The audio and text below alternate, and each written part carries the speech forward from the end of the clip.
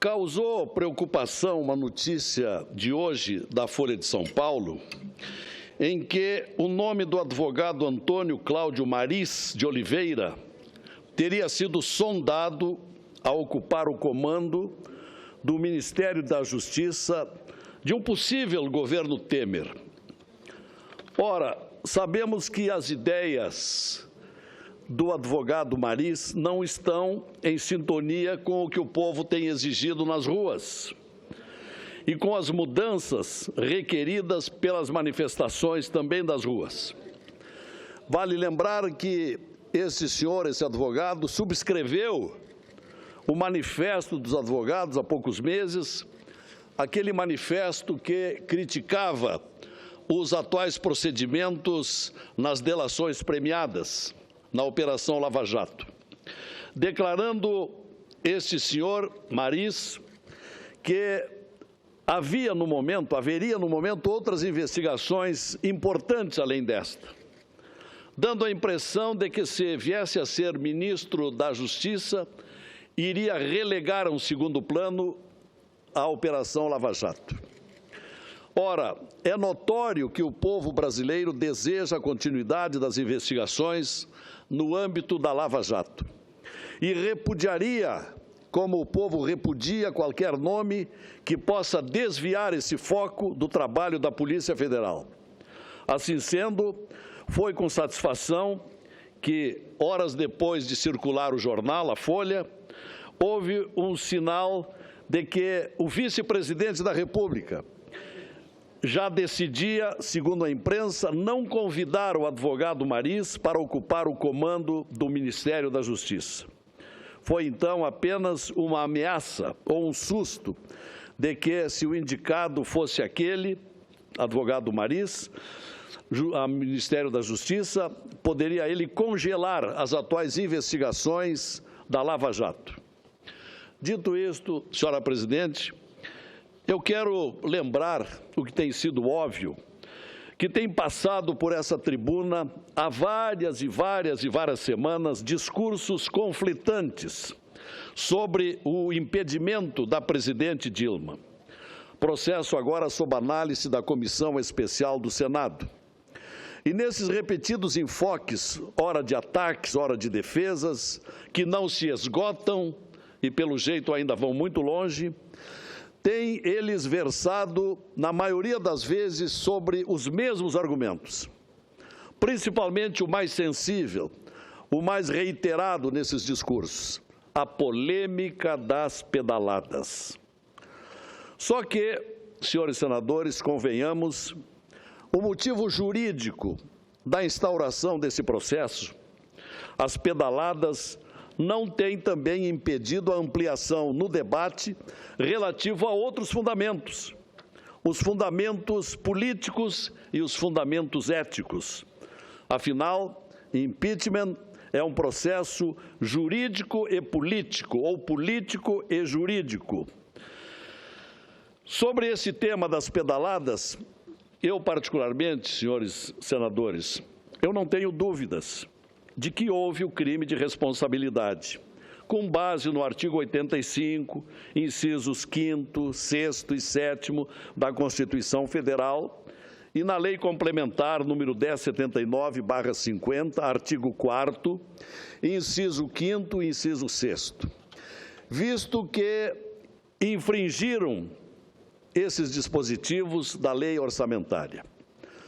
Assim como a lei da responsabilidade fiscal foi criada exatamente para propiciar a estabilidade da economia no país, qualificar a burocracia. Lembro bem que, quando surgiu a Lei de Responsabilidade Fiscal, incontáveis editoriais de jornais saudaram a Lei da Responsabilidade Fiscal nos primeiros anos 2000, porque exatamente esta lei viria disciplinar, viria conter os gastos dos governantes, o presidente da República, governadores e prefeitos. Portanto, foi uma lei muito festejada, a lei da responsabilidade fiscal. E, nesse nosso caso tão discutido, as pedaladas se constituíram, como se constituem, em infração à lei. Os bancos federais foram forçados a cobrir despesas a que não lhes competiam para permitir ao Tesouro que mantivesse dinheiro em caixa, dando a entender que a economia do governo estaria bem, dissimulando um resultado primário falso, portanto. Foi, como muito tem se dito, foi um estelionato eleitoral. E aí se constata, houve então duas infrações nas pedaladas. Primeiro, o governo usou os bancos federais para financiar o Tesouro. Segundo, o fez para não ter que reduzir gastos em função da receita. Assim, a presidente aumentou as despesas por decretos ilegais, não aprovados pelo Congresso Nacional, mantendo em segredo uma estratégia que serviu para ganhar a eleição. Foi, portanto, manipulação para dar ideia de que o resultado primário do setor público não era deficitário, mas positivo. E em 2015, quando aconteceu o começo, a prática não cessou, mas ampliou-se, ou seja, a presidente continuou a editar decretos sem aprovação legislativa. Também, como se acompanhou, o TCU, o Tribunal de Contas da União, apontou que o governo Dilma atrasou o repasse de dinheiro a bancos federais para o pagamento de subsídios e benefícios a programas sociais feitos por meio da Caixa Econômica, do Banco do Brasil e do BNDES. Como os bancos efetivamente realizaram os pagamentos desses programas, o atraso nos repasses proporcionou uma folga no caixa do governo. Aí, as pedaladas fiscais, que, segundo o TCU, o procedimento representou um tipo de empréstimo dos bancos ao governo, o que é proibido pela Lei de Responsabilidade Fiscal.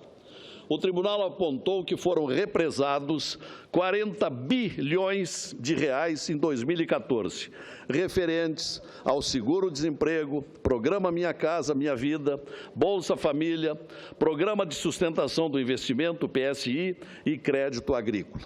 Então, as pedaladas, além de irem contra a Lei de Responsabilidade Fiscal, configuraram crime de responsabilidade contra a lei orçamentária, de acordo com o previsto no artigo 10 da lei que define esse tipo de conduta vedada, a Lei 1079/50.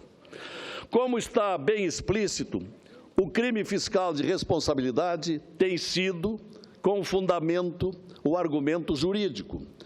Mas o impeachment, como se sabe, é também um processo político. E, nesse particular, senhores senadores, os fundamentos políticos, neste particular, há fundadas, sobradas razões de natureza ética e política, que podemos até fazer uma rápida revisão quando cresce esse debate há tanto tempo. Por exemplo, o saque e a omissão na Petrobras. Pelo menos 29 bilhões de reais foram saqueados da estatal dos governos do PT. A Lei de Crimes de Responsabilidade lista, entre os delitos contra a probidade na administração, a conduta de não tornar efetiva a responsabilidade dos seus subordinados, quando manifesta em delitos funcionais ou na prática de atos contrários à Constituição. A presidente da República foi omissa ou conivente, ou as duas coisas, em relação às irregularidades envolvendo a Petrobras, chegando a manter no cargo os investigados por longo tempo. A presidente da República também, como se sabe, era presidente do Conselho de Administração da Petrobras. E quando ocorreram os fatos sob a investigação, como a compra da refinaria de Pasadena, por exemplo, a Pasadena nos Estados Unidos, a compra desta refinaria talvez tenha sido o pior negócio do mundo e feito pelo Brasil. O pior negócio em tempos modernos. Uma usina que valia em torno de 50 bilhões de dólares foi adquirida pelo dinheiro brasileiro por mais de 1 bilhão e 200 milhões de dólares. Só esse negócio da refinaria de Pasadena já justificaria um processo de impeachment. Lembre-se que houve também superfaturamento nos contratos, nas obras da refinaria Abreu e Lima, na usina de Belo Monte, entre outros. Mas podemos ir além. A lista da corrupção e da má gestão é extensa. Os desvios na Eletrobras, nos fundos de pensão dos Correios, nas obras da Copa do Mundo, no escândalo do BNDES, onde tanto procuramos e não conseguimos realizar uma CPI aqui no Senado e não obtivemos as assinaturas suficientes, no escândalo do BNDES, onde houve concessão do governo a empréstimos camaradas, de juros muito camaradas, para ditaduras, financiamentos arranjados pelo ex-presidente Lula, financiamentos que serviram para pagar empreiteiras brasileiras, que em troca o contratavam para palestras de valores estratosféricos. Lula se tornou, com o tempo, rico também fazendo palestras, suspeitas palestras, milionárias palestras. Um outro item que sempre é bom repisar nesses dias em que esquenta o debate, o estelionato eleitoral. Dilma faltou com a verdade na campanha eleitoral, fato admitido, inclusive, por Lula.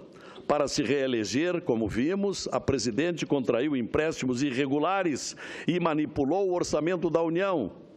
A mais, houve uma distribuição de 600 mil lotes de terras doados criminosamente a quem não podia, ou não se deveria, ou não tinha condições para ganhá-los para a reforma agrária. Dinheiro público para a desapropriação de terra.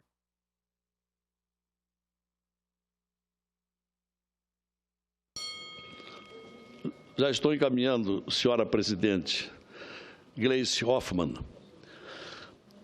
O financiamento eleitoral. As campanhas da presidente e do ex-presidente Lula foram financiadas por dinheiro de propina, segundo várias delações expostas pela Operação Lava Jato. E o Tribunal Superior Eleitoral está analisando, inclusive, como se sabe, embora lentamente, a cassação da chapa Dilma Temer. Empresários da OAS, Andrade Gutierrez, Odebrecht e outras empreiteiras admitiram ter pago propina a integrantes dos articuladores do governo, fossem eles do PT ou de outros partidos da base. Portanto, Caixa 2 funcionou como nunca. Vale lembrar também que 2 tesoureiros do PT, além do mentor intelectual de Lula e articulador de seu governo, José Dirceu, foram presos por corrupção. O líder do Planalto no Senado, o senador Delcídio, foi preso e delatou inúmeros crimes. O mau relacionamento do governo, portanto, o marqueteiro de Lula e Dilma, João Santana, está preso. Enfim, essa enumeração é muito extensa. Só permite que se denotar o quanto houve de relações promíscuas da presidente da República.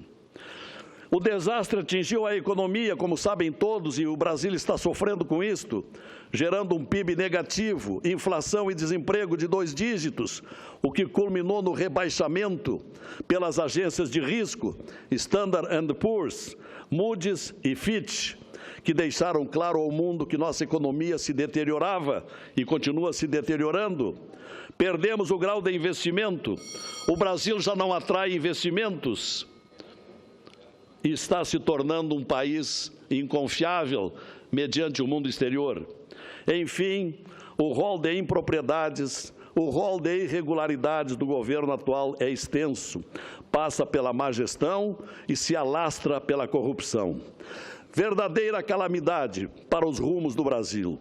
Já chegou, portanto, já está passando do momento desse governo entregar.